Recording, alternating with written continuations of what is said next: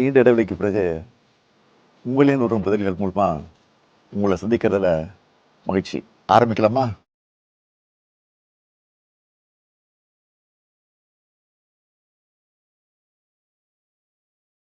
தலைவர், முதல்வர், இப்போ அப்பான்னு சொல்றாங்களே.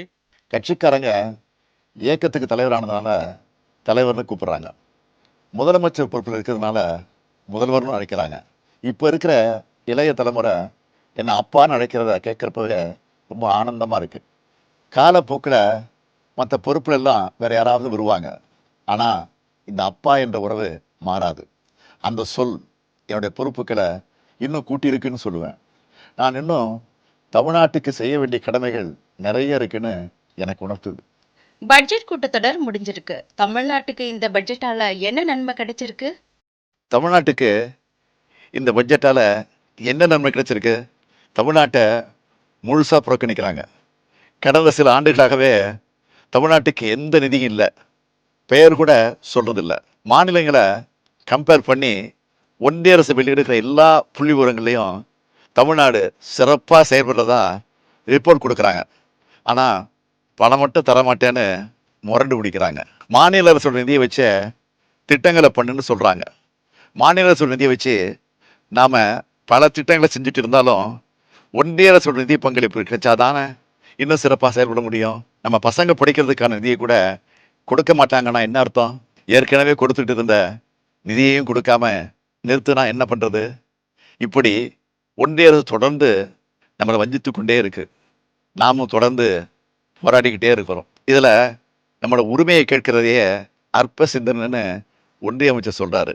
ஒன்றிய அரசில் இருக்கிறவங்களுக்கு மனசாட்சின்னு ஒன்று இருக்கான்னு கேட்க தோணுது. கல்வி, குறிப்பாக பெண்களுக்கான கல்வி குறித்து தொடர்ச்சியாக பேசுகிறீங்க, நிறைய திட்டங்களையும் அறிவிக்கிறீங்க. இந்த 4 வருஷத்தில் என்ன மாற்றத்தை உணர்ந்திருக்கிறீங்க? நம்ம ஆட்சி பொறுப்புக்கு வந்ததுலேருந்து கல்விக்காக நிறைய பண்ணிக்கிட்டு இருக்கிறோம். கல்விதான் யாராலும் திருட முடியாத சொத்து. ஒருத்தரோட கல்வி அவருடைய தலைமுறையை முன்னேற்றம்னு தொடர்ந்து மாணவர்கிட்ட நான் சொல்லிக்கிட்டே இருக்கிறேன். அதனால தான் காலை உணவு திட்டம், இல்லம் தேடி கல்வி, எண்ணும் எழுத்தும், நான் முதல்வன், புதுமை பெண், தமிழ் புதல்வன்னு நிறைய திட்டங்களை செய்கிறோம்.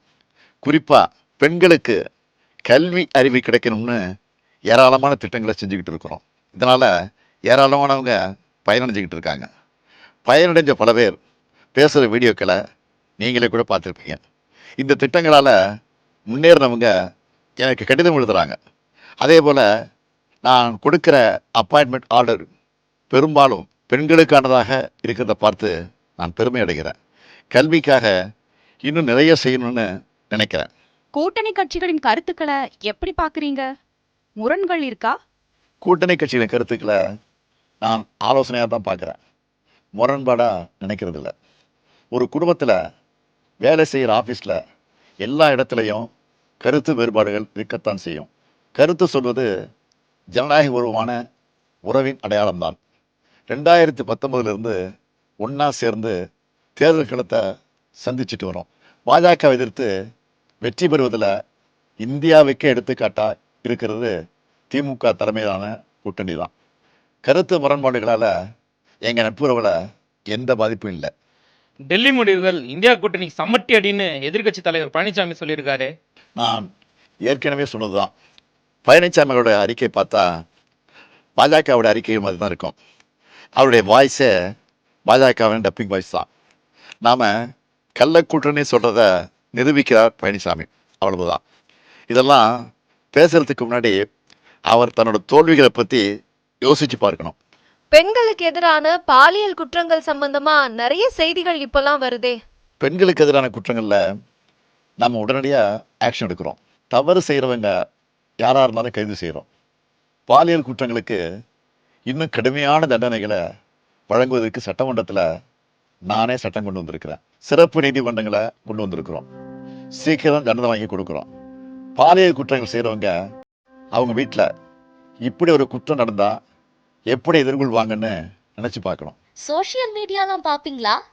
ஓய்வு நேரங்களில் பார்க்கறது உண்டு. செய்திகளை விட மக்களோட கமெண்ட்ஸ் என்னென்னு பார்ப்பேன். தீயதை விளக்கிட்டு நல்லதை எடுத்துப்பேன்.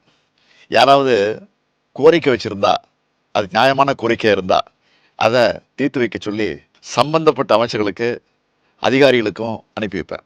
பொதுவாக சோஷியல் மீடியாக்களில் நிறைய உணவு சம்மந்தப்பட்ட வீடியோக்கள் வருது. நிறைய பேர் ஹோட்டலுக்கு போய் ஃபுட் ரிவ்யூ போடுறாங்க.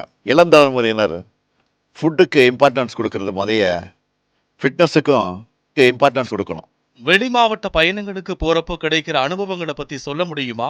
அரசு நிகழ்ச்சிகளையும் கழக நிகழ்ச்சிகள் மட்டும் கலவைட்டமான இந்த பயணங்கள் இல்லை. எந்த மாவட்டத்துக்கு போனாலும் அந்த பகுதியில் இருக்கக்கூடிய பொதுமக்கள், வணிகர்கள், மாணவர்கள் எல்லாரையும் சந்தித்து பேசுகிறேன். என்னை சந்திக்கிறப்போ மக்களோட முகத்தில் மகிழ்ச்சியும் நம்பிக்கையும் பார்க்குறேன். ஒவ்வொருத்தரும் என்கிட்ட உரிமையோடு பேசுகிறாங்க. மக்களுக்கான கவர்மெண்ட்டாக இந்த கவர்மெண்ட் இருக்குன்னு சொல்கிறாங்க. நம்மளோட குறைகள் தீர்க்கப்படணும் நம்பிக்கையோட மனுக்களை கொடுக்குறாங்க.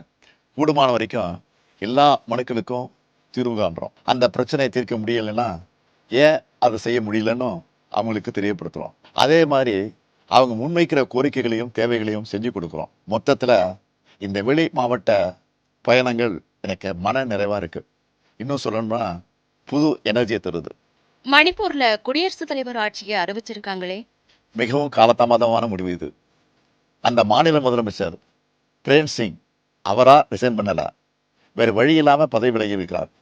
2 ஆண்டு காலமாக மணிப்பூர் பத்தி எரிஞ்சுது. 220 பேருக்கு மேலே மக்கள் பலியாகியிருக்காங்க. மாநிலத்தின் முதலமைச்சர் மேலே நடவடிக்கை எடுக்காம ஒன்றிய பாஜக அரசு பத்திரமா பாதுகாத்து வச்சுருந்தாங்க.